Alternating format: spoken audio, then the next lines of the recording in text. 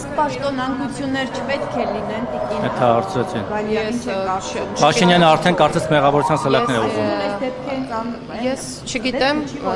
չէ, քիչ առաջ ես նշեցի, որ քանի դեռ եւ քանի որ դեպքի հետ կապված մենք որևէ մանրամասնի չենք տիրապետում, հետևություններ անել չենք կարող եւ հետեւաբար չեմ կարող ասել պաշտոնանկություններ կլինեն թե չեն։ Բայց Փաշինյանը արել է այդ հետևությունները, տիկին Գալյան։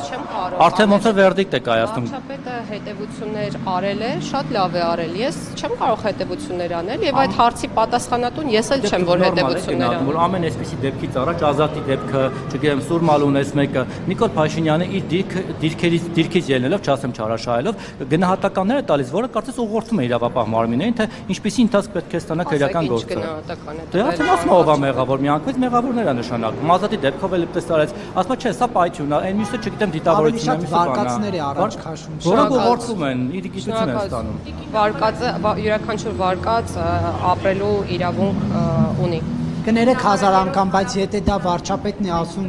կներես վարչապետն է ասում դա։ Ես չեմ հիշում որևէ դեպք, որ առաջադրված վարկածները օբյեկտիվ իրականությունից շեղում ունենան։ Այսինքն, եթե մենք պայթյունի ձայնը լսել ենք, եղել է պայթյուն, ասել, որ եղել է պայթյուն, դա դառնում է վարկած։ Ազատի դեպքի հետ կապված վարչապետը մանրամասն ասում էր, որ վառարանն են փորձել վառել, բենզին են օգտագործել։ Իրեն տրված չի նախաքննական։ մի բան էլի հարցնեմ, մեր կառավարման համակարգը կարծում եմ դուք լավ պատկերացնում եք, թե ինչպիսինն է։ Ներքին գործերի նախարարությունը ում ենթակայությամբ է գործում։ Ինչի մաս է կազմում, այսպես ասեմ։ Մի րոպե։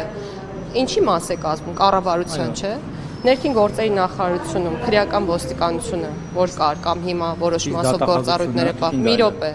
Կամ նույն տեղեկությունները, որ կարող են համանման տեղեկություններ տրամադրվել օրինակ ազգային անվտանգության ծառայության կողմից, ում ենթակայությամբ է գործում։ Բայց ինչի՞ որ ձեր հարցում ենք ասեք նախաքննություն Պարզ չէ, որ որովհետև ո՞նց ենք ասում։ Մի րոպե, որովհետև օպերատիվ հետախուզական մարմինները իմ ենթակայության տակ չեն գործում։ Ես ոնց կարող եմ իմանալ տեղեկությունները։ Նախաքննությունը առաջի օրը ոնց է ինքը գնահատականներ տալիս։ Ոնց է ինքը վարկած առաջ քաշում։ Մենք հիմա քննարկում ենք վարչապետը ինչը ոնց է անում։ Ես առաջարկում եմ իրեն ամեն անգամ հարցնել, ինչը ոնց է անում։